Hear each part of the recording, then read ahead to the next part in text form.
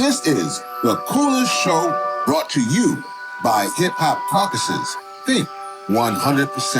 It's the coolest show you know, keep the culture connected. It's the coolest show you know, in your ear, yeah, respected. Expert level information, entertainment, education. Rev Yearwood got you covered as you hit your destination. Climate rules everything around me. Cream. For those who lost focus, close your eyes and just dream. Open your third eye, now the world is your off. Coolest show you know, it's the Hip Hop Caucus. Welcome to the coolest show. This is your host, Rev Yearwood, and this special series of conversations that we are having in my home state of Louisiana. So it just feels so good to be back home. But at the same time, we're having some serious conversations in regards to where we are. Right now, we are recording and filming this conversation from the Woodland Plantation here in Louisiana. It is the place where the 1811 uprising took place, where our ancestors said enough, and we are still saying enough. Yes. And now in this place, this community, in this part of Louisiana, the 85 stretch mile between Baton Rouge and New Orleans is called Cancer Alley. Mm-hmm. And this now plantation site is former plantation site. Is in that corridor. So now we are now fighting for this land to be free. Our ancestors would say free the land. Mm-hmm. And so in this conversation, there is no better person I would want to start with than to have this with Sunni Patterson. Thank you. Yeah. Oh, good. But it's so good to see you. Absolutely. Always. Good time. So me and Sunni go back. We usually see ourselves around August. Every single year or around that time, which is obviously the commemoration of the Katrina hurricane that blew through our community in New Orleans. Folks know I was born in, so this normally in Louisiana, I don't have to preface this, but since I'm here this day, I was born in Shreveport. And so my community was Monroe and Ruston, and then I kind of trickled down. See, Sunni is New Orleans through and through. That's it. So she can. That's it. So because you're through and through, who is Sunni Patterson? Ooh, New Orleans through and through. we could keep it there. No, it's. I think that's a whole bunch of things. We could say a lot of titles and such, I guess, but I'm my mama's daughter. I'm my grandmother's daughter. I'm my great-grandmother's daughter, so everything truly centers around, when we say that thing of New Orleans through and through, it really is this ancestral kind of river to go to your son's name. That's right. That's right. That moves through, and what that means, right, and what that holds. So this aspect of culture, to bring in again this aspect of climate and everything that means for us. And as we know, that climate is not just precipitation, right? We're talking about what does this mean for the air? So New Orleans is a place that can clear the air. So how do we clear the air with this aspect of art and culture? Mm-hmm. So when I think about myself and I think about my work and what it is that I do, it's really this aspect of an artist that shifts atmosphere and space. The artist that is rooted in ancestral remembrance, an artist that is rooted in community care and what that means, and consistently expanding. I mean, that's the biggest thing for me. How do I take this work? How do I take this aspect of gift and utilize it to uplift and enhance and empower and remember from the sense of what that really means, to put ourselves together. What does it mean to use these gifts to put our communities together, right? To be the glue in the community. And not just to be the glue in the community from this individual sense, but what does it mean to collectively stick to one another, to collectively move in this aspect of oneness and really come from a place of using art and poetry to be that glue, so that we can all be divine rememberers of the way. As you know, I'm an activist. Yes. That's who I am. And I am grateful for all those who came before, from from Mama D Yeah. to Dr. Wright, all those who centered me. You are also that, an activist, but you are an amazing poet. Yeah.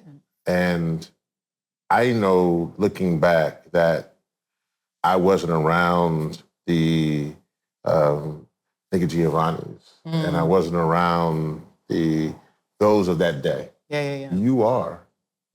That's true. You are 100% one of our folks who speaks language for our liberation through poetry. That's true. It's a blessing. Who is your community? Who is my community? Everybody. Well, I can't say everybody. And I can't say everybody because everybody is not community, I don't want to say driven in a sense where there's a force, right? But community is a force. So it's as we're doing this work, I think this aspect of community is, I think there are a few words that's coming to mind. This thing of helping hands, this thing of surrounding. So it really is this essence of, first and foremost, even when I say disadvantage, that's a harsh word too, because I don't want it to appear as if we are a lesser than people, right? Because it's quite often that society does label us as that, disadvantaged, lesser than, at risk, right? And all of these kind of things. So I think the greatest thing for me is about the gathering of people, again, who are culture bearers, who are also artists, who are also scientists and social scientists, who are, listen, I just saw somebody, I can say this way. You can say how you want to say it. I just saw You can somebody say how you want to say it. riding a bike, talking on the phone, turning a corner, and rolling a blunt. That's my community. Because those are ones who, that's an engineer, number one, right? That is 100% Number two engineer. is people who make a way Out of no way. out of no way.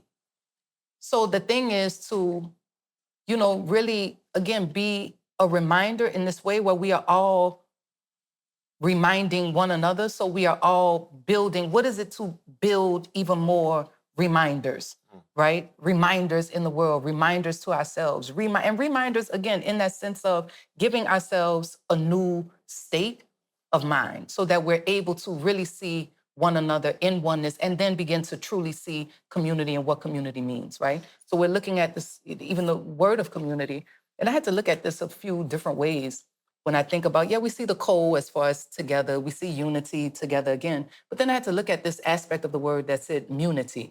And where else did I see that? Which was in immunity, which was in ammunition.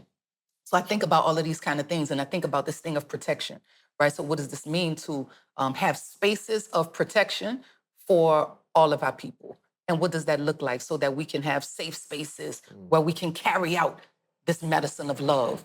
We can carry out this medicine of culture. We can carry out this medicine of art.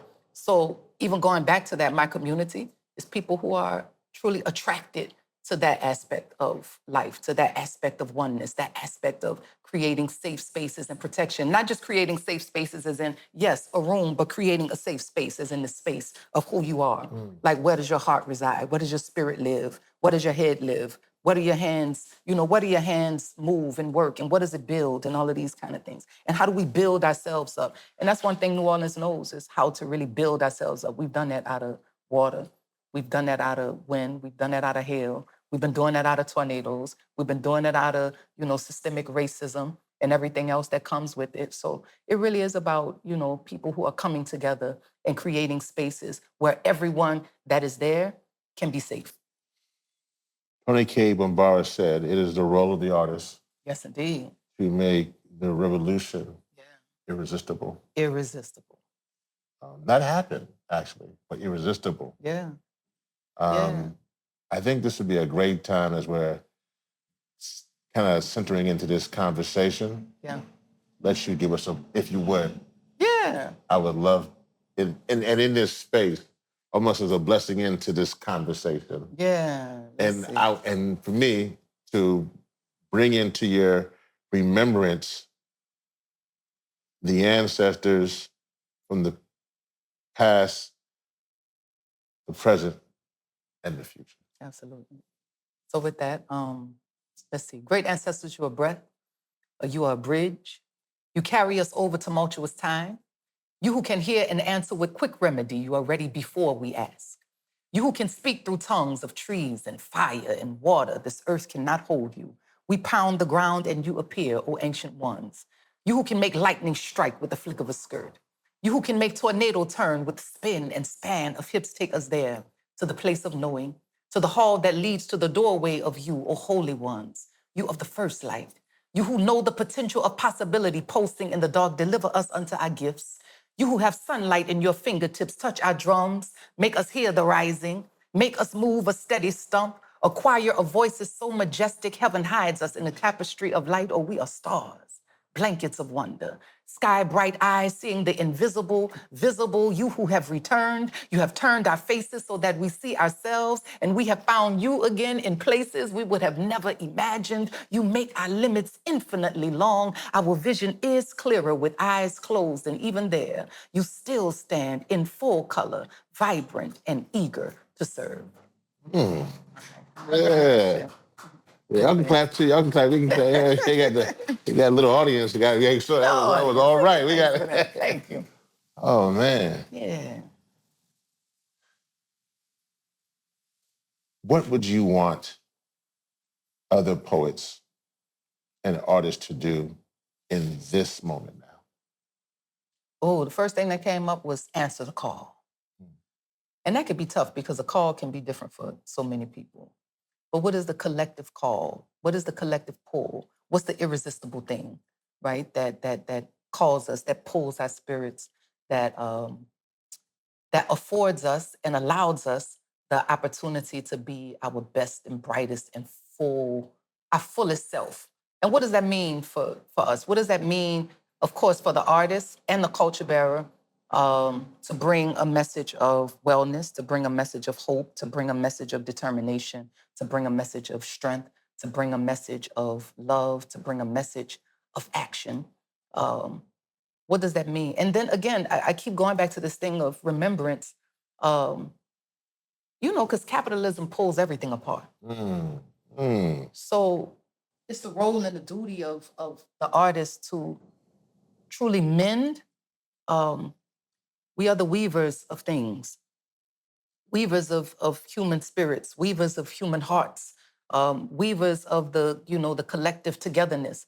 So what does that mean for us? So how do we create poems? How do we, paint pictures? How do we, especially in New Orleans, how do we, sew a suit, right? In this way that allows us to take a feather and allows us to take a bead and allows us to stitch a word and allows us to, take a stroke of a paintbrush and call it liberation and call it revolution and call it freedom and call it resistance, right? So what's the energy that comes underneath that? So I think this is more of not just a call. So it's not just answering the call, but it's taking on the charge, right? Of being. And what does that even mean to be? What does it mean to truly the capital B, capital E, that aspect of being? Anytime we see the ing on the end of a word, we know that thing is ongoing. Come on now. Right? That means it doesn't stop.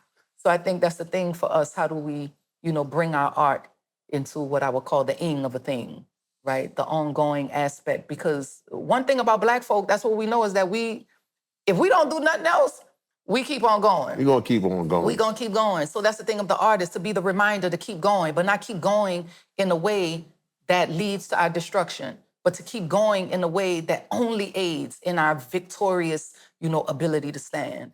And that gives us something. This is about a determined kind of hope.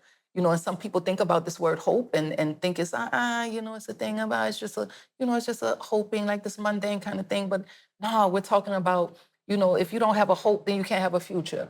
So the thing is, we want to, make sure that our art is enabling a right future, enabling a future where we truly are seeing ourselves, well, period, where we're seeing ourselves. Because it's quite often that we're thinking about things and we don't see ourselves. So I'm big on this radical aspect of imagination for the artist. I'm big on What this. does that mean? So I think that if we don't have this vision, we say these things all the time. You know, we got to have vision. We got to see some things. We got to, you know, envision something. But even that word is something, you know, to envision a thing. What does it mean to place yourself inside of a vision? What does it mean to imagine something that is not just on some, you know, kind of hocus pocus, whimsical thing, right? But it's something that is a very real thing that moves us from thought to manifestation of the thing. So what does it mean for us to build this bridge from thought to manifestation? That's what work is, right? So I think about this all the time. I was coming over one of these bridges and I'm like, damn, to be a person to work on a bridge because they're working on the bridge and everything. So it's like to be a person to work on a bridge, you can have no fear. Like you can't have a fear of heights to work on a bridge over a river. On top of that, like you can't have fear. So what does it mean for us to really take our art and take our art and our hearts and go higher? So what does that mean to go higher? It means that there can be no fear. And even if it is, you got to push through and move through it. Look, I'm saying, oh, I thought you were standing up with standing up with the time on us. No, okay. There's none of that. But yeah, so what does that mean to really move up, to go higher? And I think that's a big thing for us to move, to go to higher heights, to make the commitment to ourselves first, to keep a promise to ourselves, to keep a promise to all of those ancestors who prayed on our behalf, not knowing our names. But we know that they prayed for us. And so I know that what is holding me even now, what I know that is holding us even now, are prayers that's girded and rooted in something that did not know my name, but knew that I would exist and prayed for me to be here. So it's like, yeah, I could owe you something. Let me owe you a height. Let me owe you something high. You know what I mean? So it's like, if I'm gonna build a bridge from this thing to this thing, from this thought, from this aspect of thought, going back to imagination, because a lot of times we only think of imagination as some fairy tale kind of thing. But what does it mean to use this tool that we have to really see ourselves? If we can collectively see ourselves in whatever this place is, whatever this thing is that we are imagining. So we can say all day, I want something better. What does that mean? What does it mean to explore quote unquote better? You started out with this thing of Cancer Alley.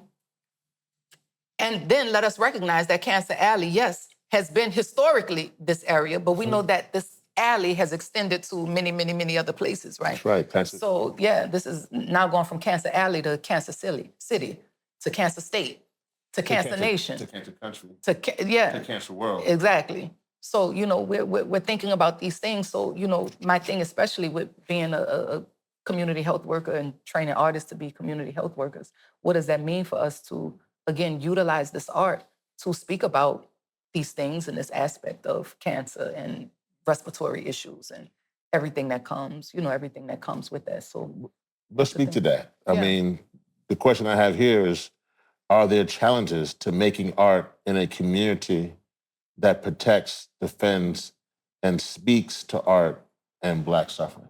Yes, challenges. Absolutely, it's challenges. What you mean? It's an absolute. So that's going back to us building this bridge. That's going back to us saying, okay, now I'm way up here. What do I do, right? So, and not way up here in the sense of a hierarchy, but way up here as in, I brought myself here with this thought. Because now I freed myself up to start thinking of something higher.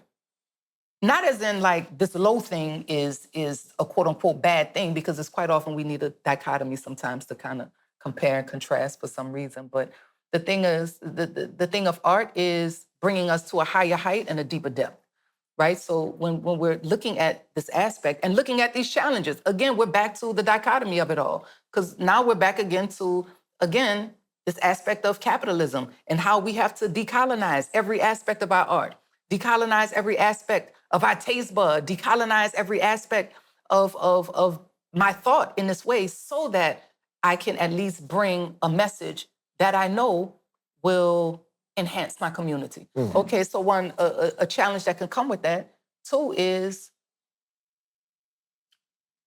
let's look at cancer. So organization I have the organization Breath is Life with my dear sister and scientist, Sherelle Blazer. So we just did a lupus event, which is something because, we're looking at this aspect, yes, of lupus, but then autoimmune conditions. What does climate have to do with these autoimmune conditions and Yep. everything else, right? And what it means, because we know that cancer is, the big thing, but we don't look at the asthma. We're not looking at bronchitis. We're not looking at all these other kind of fibromyalgia and everything else. Then the epigenetics of it all, right? What is going on with the cultural genetic that's passed down, right? And all of these kind of things. Because what we know is that things that we think that something is in the family, and we telling you it's in the air. That's the thing. It's not. Yeah, you thinking Well, it's in the air, but yeah. it's put in the air. Yeah. So you're thinking it's like, nah, my grandfather had it, my mama had whatever the it is, such and such had it, whatever that is. And it's like, yeah, you think that it's been passed down that way. We're telling you that it's something that's passed around this way, right? So all of those kind of things. So really it's on how do we, how do I say? Because it's not a thing of, for some people, I guess it could be a thing of convincing. This is not a thing of convincing anyone that there is a system that is deliberately trying to kill you. This is stating facts. Let me pause you there. Yes. I want to ask you this question on what you just said, though. Yeah. You said something that was very important, that there are maybe people who are not killing us or killing us. Yes. Okay. On purpose. On purpose. Let's not leave that out. Yeah. Deliberately. Deliberately. Yes. There are deliberately people killing us. Yeah. Okay. So I want to go to that. Because we're sitting here, and I know for me, as an artist, an activist, yeah, a poet, there are people, I said this numerous times, whose business plan yeah, means a death sentence for our community. Whew. We are living in a moment where I feel people are trying to express their humanity yeah, to these people. Yeah. But I've seen some of these people and looked them in the eye, and I know the same way that we're sitting on this former plantation, Yeah. and they cared nothing about their humanity, Yeah. they don't care about our humanity now. So the pleading with them that we're dying doesn't work. No, we've done that. We've done that. We've done that. Yeah. So then the question becomes, as we're dealing with this climate crisis, we're dealing with this health crisis, we're dealing with all these things, how can artists help us to understand there are people who sleep very comfortable knowing they are creating genocide in many ways. Yeah. They do not cry. So the question is, as we're dealing with those who are coming and putting more industry and more industry Yes. and more industry in this community, and they're causing us to then transport fossil fuels, knowing it even leads to their extinction. What role can artists do to explain at a time in history when other humans are so evil, they are okay with even their own demise? Ooh, that's tough. That's nasty. That's a nasty thing. But I think the first thing when it comes down to our work as artists, first is to educate ourselves on what's happening. Because that's a big part. And seeing how we see ourselves. One, because the artist truly is the one who finds the pulse of the people. I feel like if it's not for the artists to move us to this space really of understanding and knowing the self in this way, it's the artist that brings and is able to merge this aspect of head, heart, intuition, and science, right? Or intuition and intellect, your science and art and all of these things. Only the artist could do that. A politician can't do it unless the politician is an artist.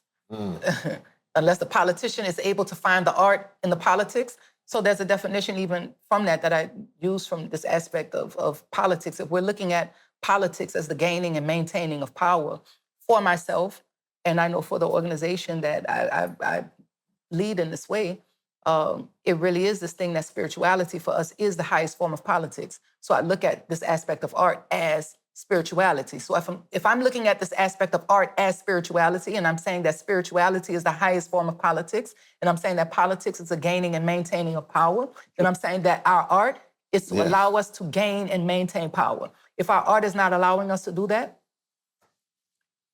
then we can't. We can't. Because it's the artist that's moving us too. It's the artist that, in anything that we did, we talk about this all the time. When we're talking about a resistance movement, it really is the music, it's the art that moves us in movement.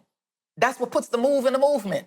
You know what I'm saying? We think it's just this aspect of the head. But if we're not moving with heart, then the head can go out because nobody is going to relate to us. People relate to the heart. That's where the artist, again, comes in. And so I keep going back to that, finding the pulse of the people. Everybody can't find a pulse. You got some people, even nurses, they hitting you up here. Wait, let me find it here. Let me do that. Right now, the artist can go straight there. You know, so that's the beautiful thing about being in such a prestigious position, right? To be an artist, especially an artist in these times when we're talking about, again, deliberate murder. We're talking about deliberate crisis. We're talking about deliberate, racism. We're talking about deliberate houselessness. We're talking about all of these kind of things and everything that comes with that. So here comes the artist that's pointing us again back to ourselves. I think about a story with Jehuti and Kemet and Het Haru. It says that Het Haru, went to, people were doing all of these things to Ra, right? Like, I'm going, avenging my father, right? And all of these things. I'm sorry. You got to tell me. I'm sorry. This is an organic piece. If you didn't capture this already, this is how we move. I actually like you asking. I like you asking. So folks who are listening, we're here having a great time. So we have some questions that we want from the audience. So we got to put into this. So Sunny's going to answer those questions. No, keep going. Yeah. You messed me up. But let's go to this question. Then we'll come back to whatever we were talking about before. No. Well, so folks, one of our producers, shout out to our producers. Yes. Yeah, Destiny, Tamara, and Cross. Yes. They actually hold up a sign up right now in the corner. Yes, they are. They hold up a sign, and they're over there. So you can, read the sign over there. The sign simply says, what is the pulse of the people right now? What is the pulse of the people right now? I think the pulse, and just like a pulse, when we're saying, that's the other part. We compartmentalize everything so much and not realizing that, and again, that's another role of the artist. How are we able to, how do I say this? To see ourselves wherever we are. Okay, so what does that mean? So one aspect is, if I'm looking outside of myself, if I can recognize this thing as being all of these things happening, as being an outer manifestation of an inner experience, right? So if I'm looking at this from this perspective, it means that I'm able to scan a room and see myself wherever I am, right? Because wherever I go, what does it say? There I am. So the thing is, when we're talking about the pulse, right? Just like we're seeing this thing, if I'm feeling for this now, we know that depending on the time, a pulse can speed up, a pulse can slow down, right? So sometimes we have to determine that because that can be a relative thing, right? Are you speeding up or are you slowing down? Do you need to speed up? Do you need to slow down? What do I need to release in order for me to be, at a kind of even tone? What does that mean to be at an even tone? What does it mean to, move forward? What does it mean to take action at this time? So when we're talking about this, and this is a different kind of time from another time, and different only in the sense that we have new technology, we have new ways of being, we have new ways of connecting and all of these kind of things. So what does that mean for us in speeding up, and what does that mean for us in slowing down? We know that technology is something that can speed us up. We know that, the use of tech, just us being here. Who would have thought on this plantation that we would be sitting here doing a podcast? Well, that's the thing. That's why we're here. Yeah. But you are in places. Yeah. In the climate movement and progressive movement. People ask you to come and do something that is amazing. Oh, thank you. Where they ask you to listen to the entire conference. Right. Right? Yep. Make sure I get this right. And then they ask you then to put all that you've heard from the conference into a poem. Right. I've seen you do that. It is amazing. Thank you. That one, you have the ability to sit in an entire conference. Right. And then repeat. Yeah. But I know as someone, they're asking you to almost record. Yeah. What do you see when I know you record what you see, but what do you see from the climate movement? Because ultimately, we need that movement or that collaboration. Yeah. You may not say it's a movement. We need that to help us to stop what we're seeing here in regards to our want to continue on fossil fuels, oil, gas, petrochemicals. But you get to see those who are in the movement. Yeah. What's your perception of this movement? Sometimes honest? Desperation. And so, what happens with desperation is desperation carries a certain energy. And so what can happen is that being an energetic kind of person. So anytime I'm approaching work, I'm a priest initiated into, West African tradition and all of these other things. So my approach is always, again, from this spiritual aspect first, this kind of unseen, the unseen seen aspect, right?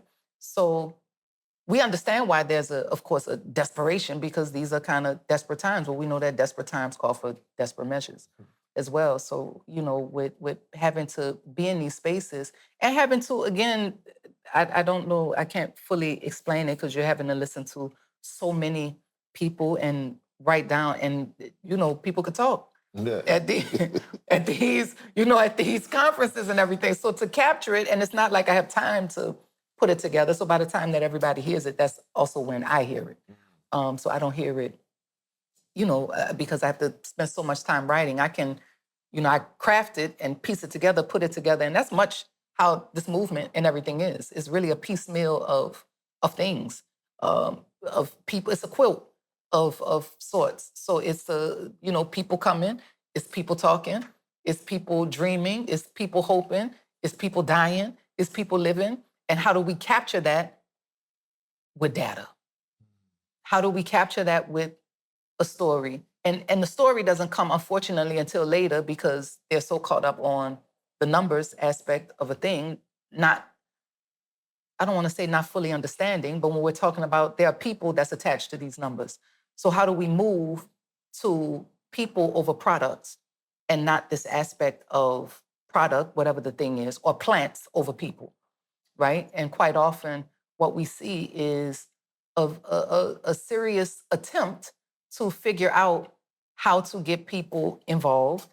But one way to get people involved is to listen to the people that's involved.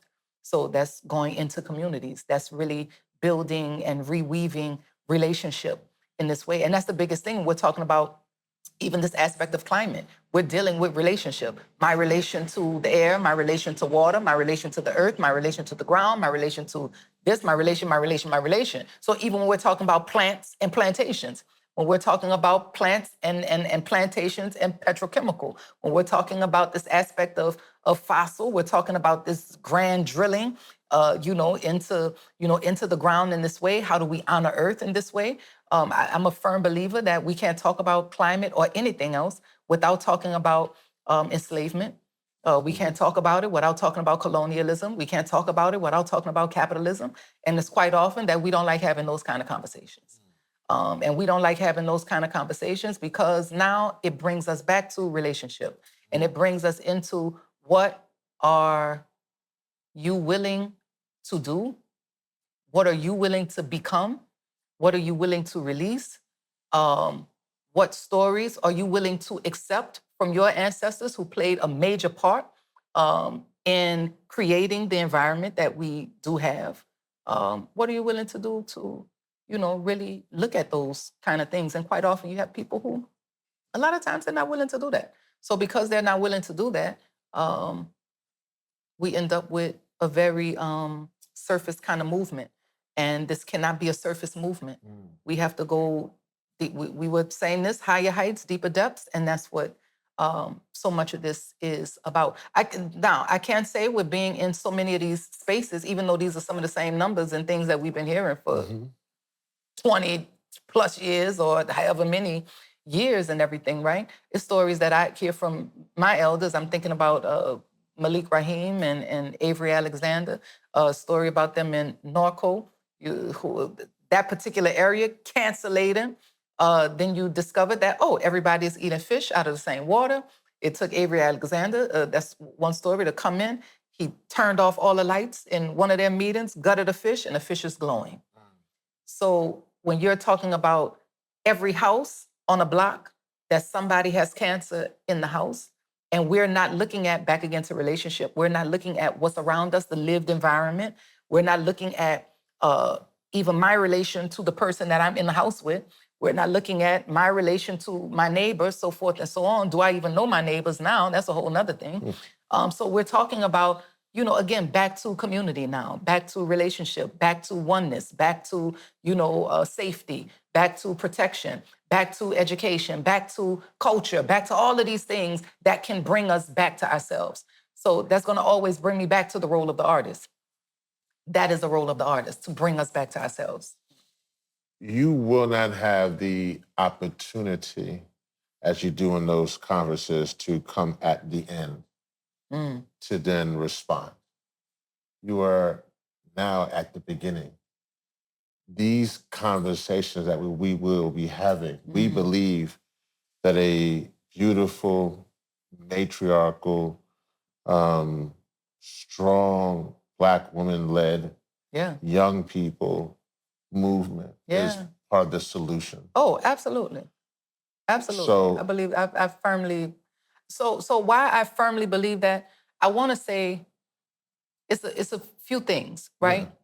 One is, look at who, we're talking about our sisters here, right? We're talking about the body of woman as one thing, but we're also talking about this aspect of feminine principle and what this means, right? Explain that. So when we're saying feminine principle, I'm saying this goes beyond the body of woman. I'm saying feminine principle because each of us, whether male or female, we embody these principles, this aspect of masculine principle, feminine principle, which is not about just, oh yes, masculine, that means you can pick up heavy things. Oh yes, that's this, you can do, right? But it is about this aspect of what does it mean to, especially from this feminine space, what does it mean to be able to receive? And it's quite often that we have not been good receivers. We've been good receivers about a particular thing. That's like in when we think about Course in Miracles, right? I think about this particular book, and I think about something in there that says, we are very quick to question heaven, but we never question hell. And that's coming from the space of, we've come to believe in this thing that something is too good to be true. So this brings me back to this thing of imagination. This brings me back to this thing of what is the vision? What is the thought? What does this mean for us to start thinking about something good, right? What does this mean for us to start thinking about how we want to see ourselves and how we want to see our communities, how we want to see a future for our children? How do we envision a full future? And what does that mean? And what does that, what does that look like? So bringing that back to this aspect of feminine principle, bringing that back to, yes, this aspect of woman in this way, It's what we know how to do. Mama always knew we back again to making something out of nothing. If one thing Mama knew how to do was make $1 out of 15 cents. So that's what this movement is about. Is how do we take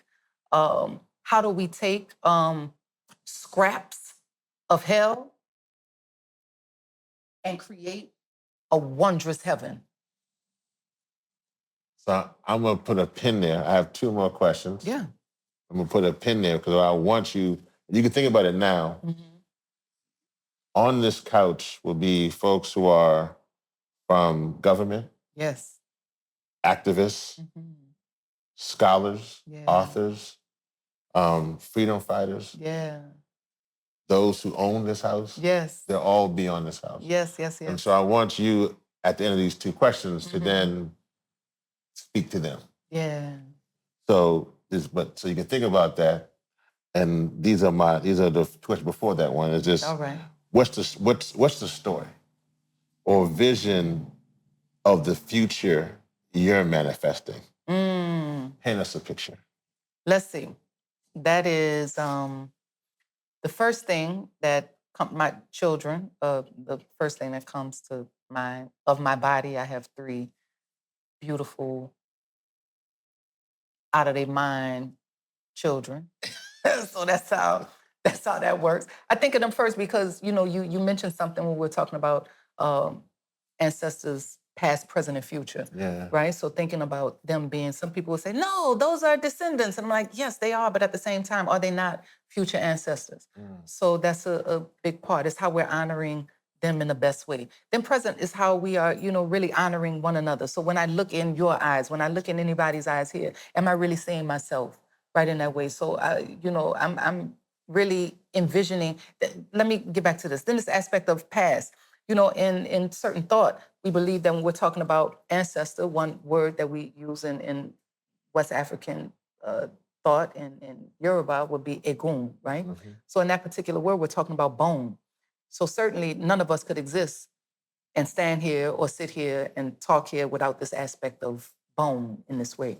So people like to try to get around this ancestral piece, but as long as you are standing, you can never get around having bone in your body, right?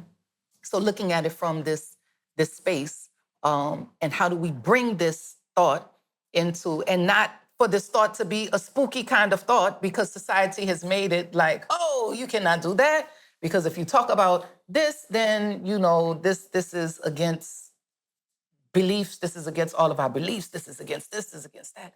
It's like, man, if we can get to this part and point where we are fully seeing the earth as this aspect of grand ancestor, where we are seeing what is buried within the earth, because I firmly believe, again, that we cannot talk about this kind of honoring of earth without talking about what is buried within it. And we're talking about what is buried within it, we're talking about these rattling of bones that have to happen every time we walk and every time we move. The thing about this, especially in places like this, everywhere, every step we take is a prayer. And it has to be a prayer because what is underneath our feet is, again, this aspect of bone that has been carrying us. One of our mamas in New Orleans, Mama Denise, she calls it to be shoulder ready. So, that's a big thing for me. So envisioning, a world. And first, I can say my individual space, which radiates into this collective mass and consciousness. And, again, creating reminders, people who are reminders, events that are reminders, all of these things that bring us back to the essence of who we are, so that we can all be just that shoulder ready. So that when my children are like, all right, I'm ready to take on what I got to take on. You got it. It's all good. We here. Sturdy foundation. That's the whole point. How can people support you and your organization, your work? I'm Sunni Patterson everywhere. On every platform. I don't know Sunni, SUNNIPATTERSON. I'm that wherever I am. But it's the website, sunnypatterson.com. is nice, a little bootleg. But you can support me with a little help with that. That's how that works. But yeah, so it's everywhere. I'm not hard to find. I'm kind of all over the place. For some people, it might be hard to find, but no, there's stuff on social media. Sometimes you might have to, do this right here. You could put a message in the bottle give it to a pigeon, something, meditate. Destiny knows that. She done tried to email me 35 times, and I just emailed her yesterday, Lord. Yeah. So this is how these things go. But yeah, so yes, any kind of support. Breath is Life is up. That's a, environmental arts organization focused on bringing this aspect of, merging art and science. And again, firmly believing that we cannot have anything without looking at it through an artistic and cultural lens, making everything culturally relevant, empowering, one another in the best and highest and most appropriate way to be our full selves. So yeah, Sunni Patterson, Breath is Life, all that. So the last question, when I go back to before, the pen I take out now, and you'll understand this. Mm-hmm. If you're listening right now, you may not understand this. Somewhere in that last response, I'm a person who's very in tune to spirit. Yes. Very in tune. And somewhere along that last response, as you were talking, I felt a warming in the room. You may not understand. That happens, didn't have to, we're in a special place. Yeah. It can happen anywhere. Yeah. It can happen at the mosque, church, Absolutely. at the playground. Yeah. But it was clear that it was a very special feeling in the room. Yeah. And I want to honor that because I am very clear when that happens. It wasn't an angry, it was a warm, almost looking at what's happening. Yeah. So with that, I want you to go back to speaking to those who will be on the couch. Yeah. But also recognizing that there's a presence in the room. A presence. That word, present, is one of my favorite words. So present, I always look at present and I think about it. So anybody that will come here, I think about that aspect of present, to speak to present as in the right now time, because this is what all of them do. Every name and people who I know will be here. They speak to the right now, the present moment. Present as in the gift of a moment, right? But then also present as in the present time, right? So looking at this aspect of what does it mean to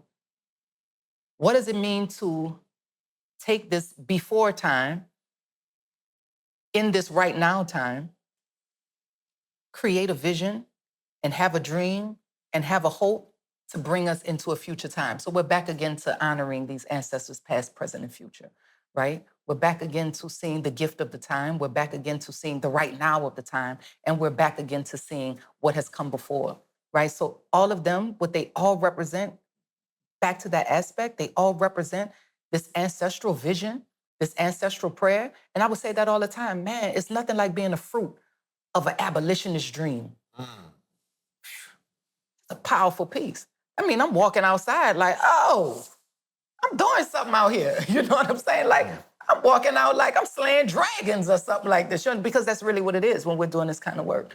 So everyone that comes up who created ways and pathways and they going in alleyways, they going in, whatever way that they gotta go, the beautiful part is that they're making a way and they're forging out a way for all of us to be able to walk tall and walk strong and walk with some confidence. And even when we feel low, what they're helping us to do is to, again, have a space where I can lay my arms, I can lay my burdens by the riverside and pick up my sister's hand and pick up my brother's hand and be able to walk. And they can help me to walk. And that's the whole point about what it is that they're doing. They're creating, again, safe spaces for us. And not just safe spaces and, that retreat sense, oh, this is a safe space. You can say anything you want to say. You got to whisper that type of thing. But no, this is really about how do I see myself as a safe space for someone else? How can someone else come into my presence? How can someone else come into the presence of any person that will come here and say that my heart is safe with them? and say that my dream is safe with them, say that my future is safe with them, because I know that they have a vested interest in how I am evolving. And every person that's here, that's coming here, has a vested interest in how we are evolving as a people. Sunni, can I have you give us a poem to close out? Let's see. Well, hold on. Okay, all right. What I want you to do is, All right. I want you to look right into that camera. Okay. This is going I'm to trying be, to think of the first poem as you that think comes about to that. mind. Okay. And I'm just going to bring you in. Ladies and gentlemen, Sunni Patterson. Oh, let's see. This is for those who work 25 hours a day for 24 cents an hour. It's for those who trod the streets stress heavy, their feet strapped with anguish, backs bent with burden. It's for those who live between the lines of fear and confusion. It's for those whose eyes have witnessed the sunrise and they still question the awesome power of a supreme being. It's for those against the wall, or in the dust, or behind the bars, or on the other side of the barrel. It's for those who do not see God in the mirror, or a tree, or a blade of grass, a homeless man, a crescent moon, a drop of dew, a ray of sun, or a purple sky. It is for those who have given up on life and just wonder how they are still allowed to open their eyes wide in the morning. And I say to you, it is not yet time to die. For seekers of a better way, for speakers of new words, for creators of another day, awake from your slumber, massive in number, as brave as thunder, as courageous as hope, as audacious as faith. I see heaven in your face. How does it feel just knowing that wherever you go, the holiest of holies is present in the form of you? So this is for you. It's for your worth. It's nothing less than divine. I'm saying this for all of those who survive, who get up, who scream, even when the takers try and zap their dreams, who shout no, who cry yes, who feel the glory of victory boiling in their chests. It's for the lovers of love, for thinkers of peace, for workers of justice, field hands of freedom, whose voices ring high when vibrations are low. It's for the tillers of the earth and the seeds they sow. Grow big, grow long, grow up, and grow high. Rise and take your stands, because it is not yet time to die. My Lord. And I am Rev Yearwood, your host of The Coolest Show. Hey. Hey. My Lord. Fantastic. Thank you, brother. My Lord.